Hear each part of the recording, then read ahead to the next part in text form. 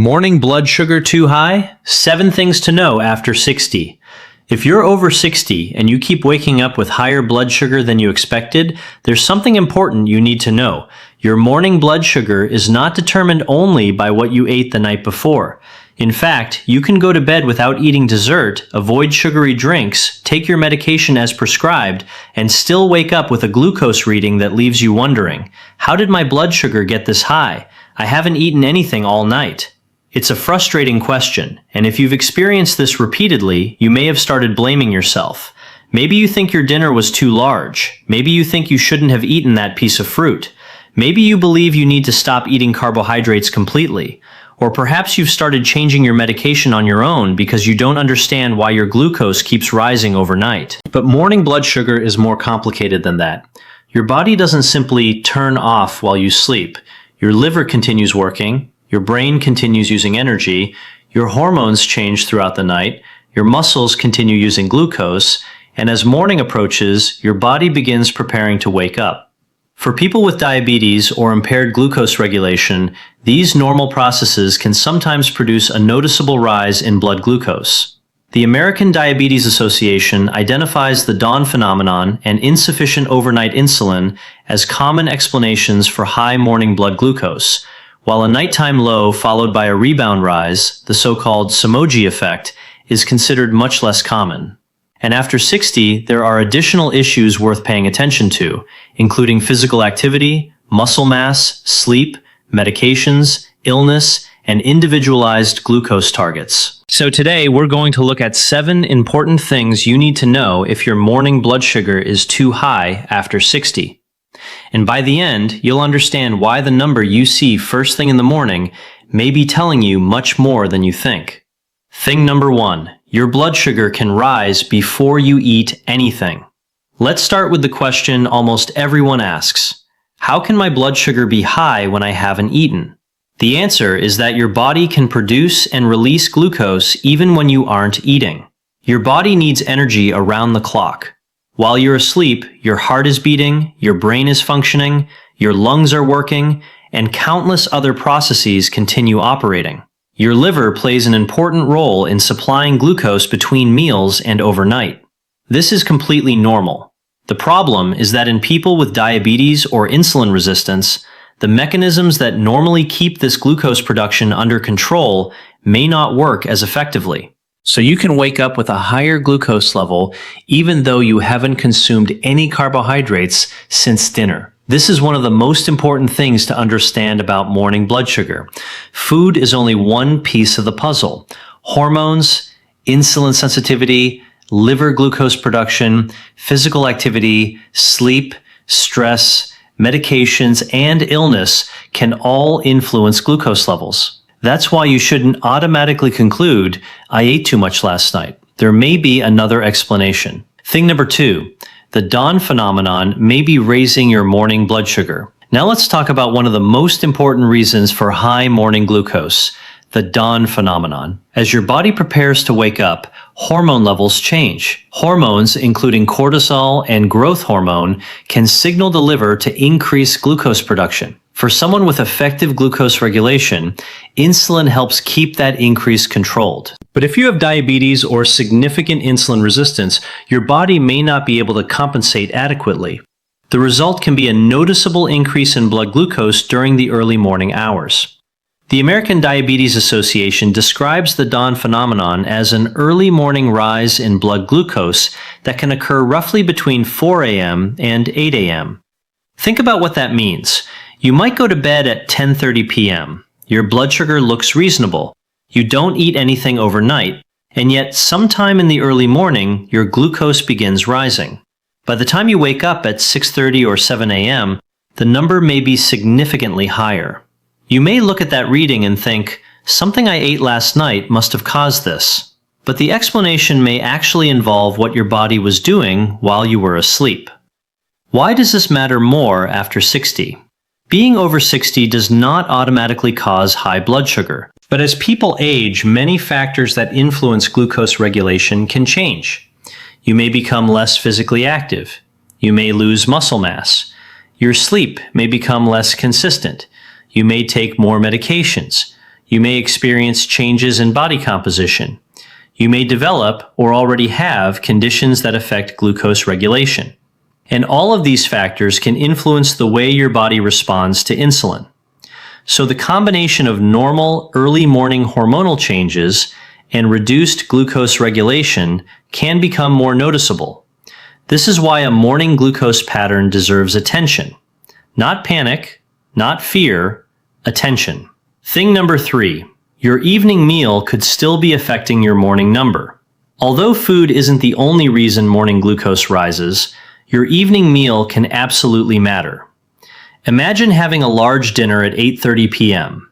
Maybe there's bread, then rice, then potatoes, then dessert, then a sweet drink. None of these foods automatically makes a meal bad. But when several carbohydrate-rich foods are combined in large portions, the total carbohydrate load can become substantial. And if you add a late-night snack afterward, the glucose effect can continue for hours. The American Diabetes Association notes that food or snacks containing more carbohydrates than usual can contribute to higher blood glucose, and that a large dinner or bedtime snack can contribute to elevated overnight glucose. But there's an important distinction. I'm not telling you that you need to stop eating carbohydrates. I'm not telling you that you can never eat fruit. And I'm certainly not telling you to skip dinner. The better question is, what does your overall evening meal look like? And how does your glucose respond afterward? For some people, a balanced dinner with appropriate portions may produce a very different glucose pattern from a large meal dominated by refined carbohydrates and added sugars. Your response is individual. That's why patterns are more useful than internet rules. Thing number 4. Your sleep could be part of the problem. Here's a factor many people completely overlook: sleep. If you consistently wake up with high blood sugar, ask yourself, how well am I actually sleeping? Not just how many hours you're in bed. How good is your sleep? Do you wake up several times? Do you have trouble falling asleep? Do you wake up too early? Do you feel exhausted when you get up? Do you snore loudly? Has anyone noticed that you stop breathing during sleep? Sleep problems can affect overall metabolic health and can make diabetes management more difficult. And poor sleep can also create a chain reaction. You sleep badly, then you're tired the next day. You move less. You may crave convenient foods. You may rely on sugary drinks or snacks for energy. You may exercise less. Then you sleep poorly again. The result can become a cycle that makes healthy blood sugar management more difficult. Sleep apnea be involved. If you snore heavily, wake up gasping, experience breathing interruptions during sleep, or feel unusually sleepy during the day, talk with your healthcare professional. Don't simply assume, I'm over 60, so this is normal. Some sleep problems deserve evaluation. And if your blood sugar has become harder to manage at the same time your sleep has deteriorated, that is useful information to share with your healthcare team. Your morning glucose number doesn't exist in isolation. It is part of a larger picture. Number 5. Stress can affect your morning glucose. Here's another question you should ask. How stressed have I been lately? Stress doesn't just affect your emotions. Your body responds to stress physiologically. Hormones such as cortisol and adrenaline help your body respond to challenging situations. These hormones can influence glucose levels. The American Diabetes Association lists stress and illness among factors that can raise blood glucose. And after 60, stress can come from many different sources: financial concerns, family problems, caregiving responsibilities, health concerns, loneliness, relationship difficulties, major life changes. Even worrying about your own blood sugar can become a source of stress. And then something interesting happens. You worry about your glucose. The stress affects your routine. Your sleep becomes worse. You become less active. Your eating changes. Then your glucose becomes harder to manage. So managing blood sugar isn't only about food. It's also about managing the environment in which your body operates. Number 6. Your medications and health conditions matter. This is one of the most important sections of the entire video. If your blood sugar suddenly changes, don't assume the cause is your diet. Medications can matter. Some medications can increase blood glucose. Corticosteroids are one example. Other medications can influence appetite, activity, metabolism, or glucose regulation. And if you're over 60, you may be taking several different medications. That makes medication review particularly important. If your morning glucose has changed recently, ask yourself, did I start a new medication? medication? Did my dose change? Did I stop taking something? Did I begin using an over-the-counter medication or supplement? Your healthcare professional needs to know the full picture. And please don't make medication changes based on a video you watched online. Don't double your dose. Don't skip your medication. Don't stop insulin. Don't change the timing of a prescription without medical guidance. If you think your medication may be contributing to high morning glucose, talk to your healthcare professional. The American Diabetes Association specifically notes that medication side effects can affect blood glucose and that treatment adjustments should be made with your healthcare team. Number 7. One morning number doesn't tell the whole story. This may be the most important lesson of all. Don't judge your entire diabetes management based on one reading. Blood glucose naturally changes. Your reading can be affected by food, activity, stress, sleep, illness, medication, hormones, timing, and many other factors. So instead of looking at one morning number and panicking, look for a pattern. Is your morning glucose high once, or is it high every morning? Does it happen after certain dinners? Does it happen after poor sleep? Does it happen when you're stressed? Does it happen when you're sick? Does it happen after you've been less active? Does your glucose rise gradually between bedtime and morning? These patterns can provide valuable clues. The ADA recommends looking at glucose records over several days and noting factors such as food, activity, and stress when trying to understand recurring highs. How can you find out what's happening overnight? If your healthcare professional has instructed you to monitor your glucose, one useful approach is to compare readings at different times. For example, you may be asked to look at your bedtime glucose, your overnight glucose, your morning glucose. The exact monitoring schedule should be based on your individual treatment plan. If you use a continuous glucose monitor, it may provide a picture of what happens throughout the night. If you don't use one, your healthcare professional may recommend specific times to check. The goal isn't to wake yourself up every night indefinitely. The goal is to gather enough information to understand the pattern. The ADA notes that comparing bedtime, overnight, and morning readings can help distinguish different causes of morning highs. Here's what different patterns may suggest. Imagine you go to bed with a high glucose reading. Then you wake up high. That may suggest your glucose was already elevated before you went to sleep. The evening meal, snack, medication coverage, or other factors could be relevant. Now imagine your bedtime glucose is in your target range, but it rises during the early morning hours. That pattern could be consistent with the dawn phenomenon. Now imagine your glucose falls overnight and then rises. That requires careful interpretation, particularly if you take insulin or medications that can cause hypoglycemia. Don't assume the reason. Measure the pattern and discuss it with your healthcare professional. What about the Somogyi effect? You may have heard of something called the Somogyi effect. It describes a proposed rebound rise in blood glucose after an episode of nighttime hypoglycemia. The idea is that blood glucose falls too low, the body responds with counter-regulatory hormones, and glucose rises afterward. However, this explanation is much less common than the dawn phenomenon, according to the American Diabetes Association. And this is important because you should not automatically assume my morning sugar is high, so my nighttime sugar must have been dangerously low. That's not something you can determine from the morning reading alone. If you're taking insulin or other medications that can cause hypoglycemia, discuss recurring morning highs with your healthcare team rather than changing your medication yourself. Why you shouldn't simply increase your medication. This is a mistake I want you to avoid. Suppose you wake up with a high reading. You think, my medication isn't working, I'll just take more. That could be dangerous. If your morning high is caused by a specific overnight pattern, increasing medication without understanding what's happening could potentially create a low blood sugar episode at another time. The goal isn't simply to force one number down. The goal is to manage glucose safely across the entire day and night. This is especially important for older adults because glucose targets may be individualized based on overall health, other medical conditions, duration of diabetes, and risk of hypoglycemia. NIDDK notes that glucose goals can differ for adults over 65 and for people with other health conditions or frequent low blood glucose. So don't chase a number, understand the pattern. What about exercise? Physical activity is an important part of diabetes management. And for many people, regular activity can help improve glucose control. Walking is one practical option. Strength training can also be valuable for maintaining muscle and physical function, but timing matters for some people.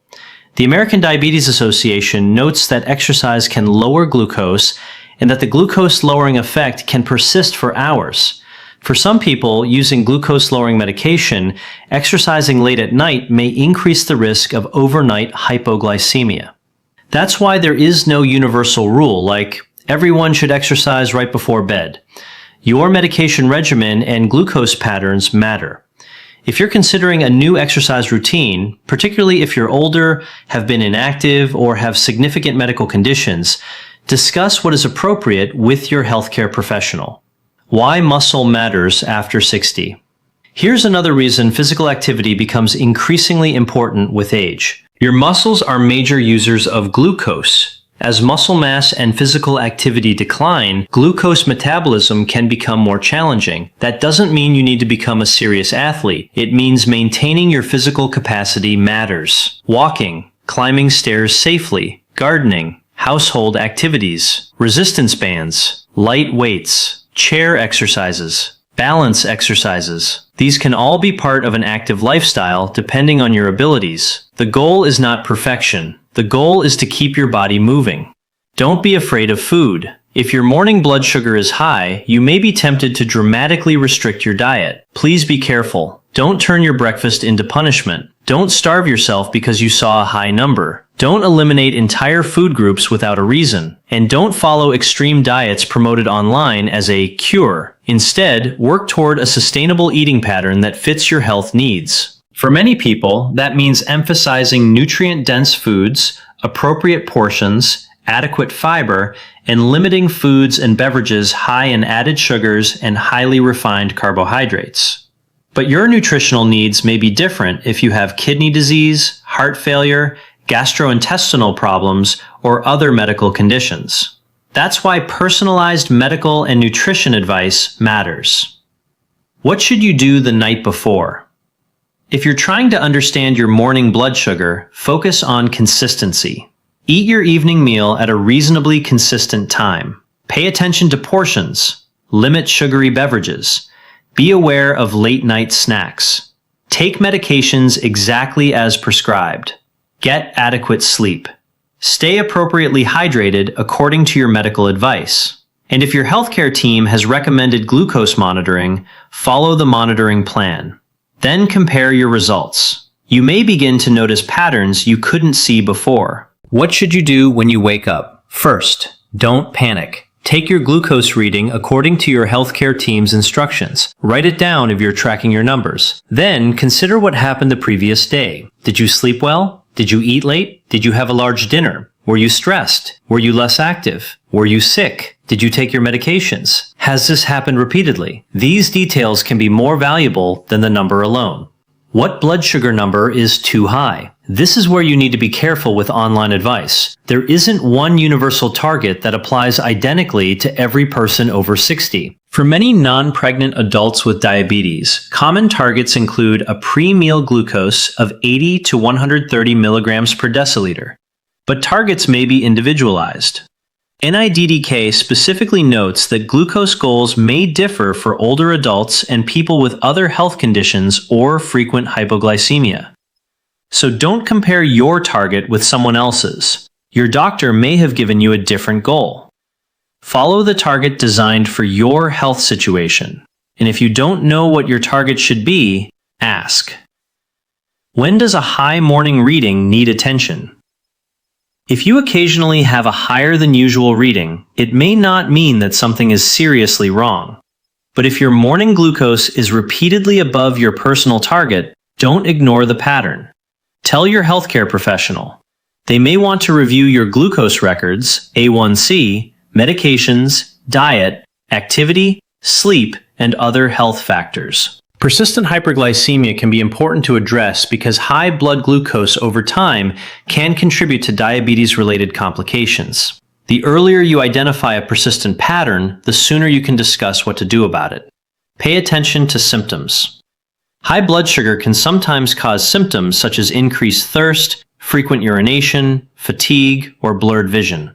If your glucose is very high and you develop severe symptoms such as confusion, fainting, difficulty breathing, or persistent vomiting, seek urgent medical care. And if you use insulin or medications that can cause low blood sugar, remember that hypoglycemia can also be serious. Symptoms can include shakiness, sweating, dizziness, confusion, weakness, and in severe cases, loss of consciousness or seizures.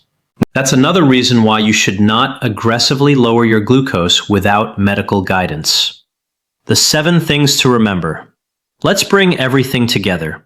If you're over 60 and waking up with high blood sugar, remember these 7 things. 1. You can have high blood sugar without eating overnight. Your liver can release glucose and your hormones remain active while you sleep. 2. The dawn phenomenon can raise glucose in the early morning. Hormonal changes can signal the liver to increase glucose production. 3. Your evening meal can still matter. Large portions, high carbohydrate meals, or late-night snacks can contribute to elevated glucose. 4. Sleep matters. Poor sleep and possible sleep disorders can make glucose management more difficult. 5. Stress matters. Stress hormones can influence blood glucose. 6. Medications and illness matter. Medication changes, certain drugs, and infections or other illnesses can affect glucose levels. 7. Patterns matter more than one reading. Your bedtime, overnight, and morning glucose patterns can provide clues about what's happening. The most important lesson. If you remember only one thing from this entire video, remember this. A high morning blood sugar reading is information, not a personal failure. Don't look at the number and immediately blame yourself. Don't assume you ate the wrong food. Don't panic. Don't skip meals. And don't change your medication without talking to your healthcare professional. Instead, become a detective. Look for the pattern. What time did you eat? What did you eat? How much did you eat? What was your glucose before bed? What happened overnight? How did you sleep? Were you stressed? Were you sick? Did you exercise? Did you take your medication? And has the same thing happened repeatedly? Those questions can help you and your healthcare team understand what your body is doing.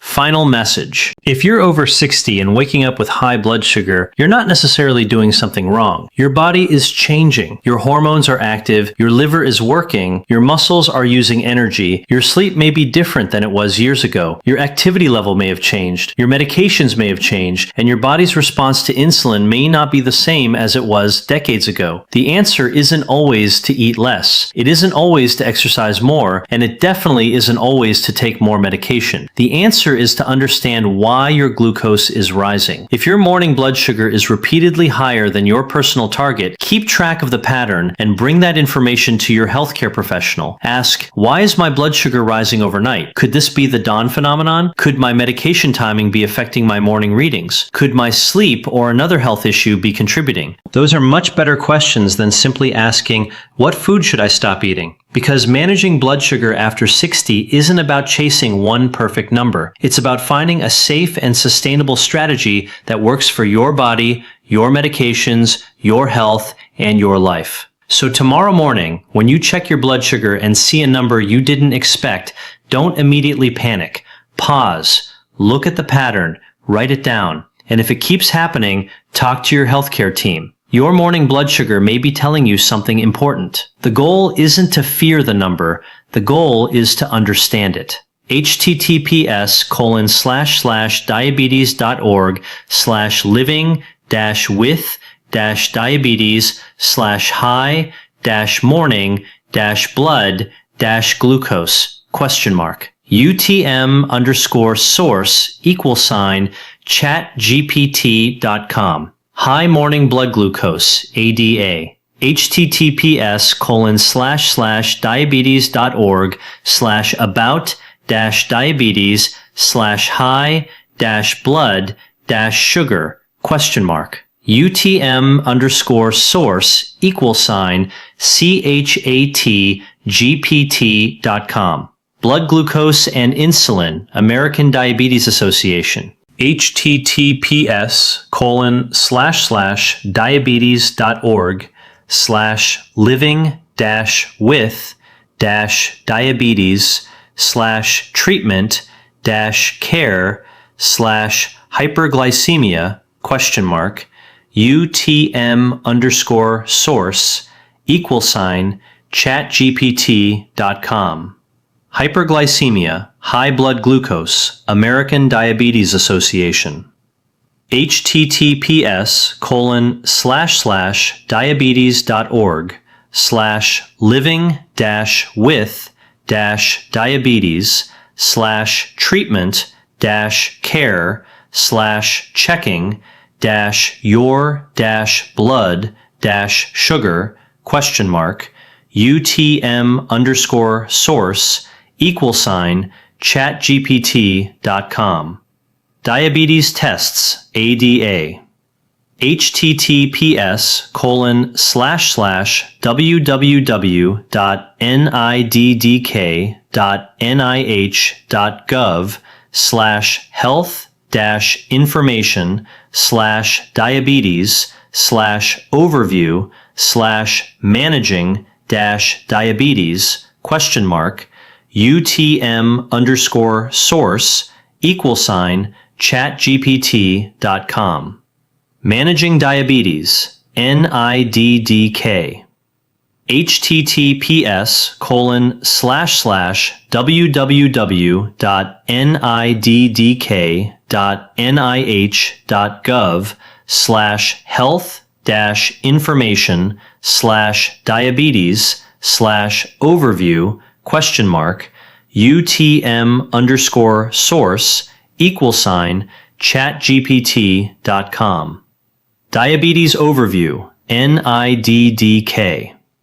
https://www.niddk.nih.gov/health-information/diabetes/preventing-problems/low-blood-glucose-hypoglycemia ? UTM_source =ChatGPT.com. Low blood glucose, hypoglycemia, NIDDK.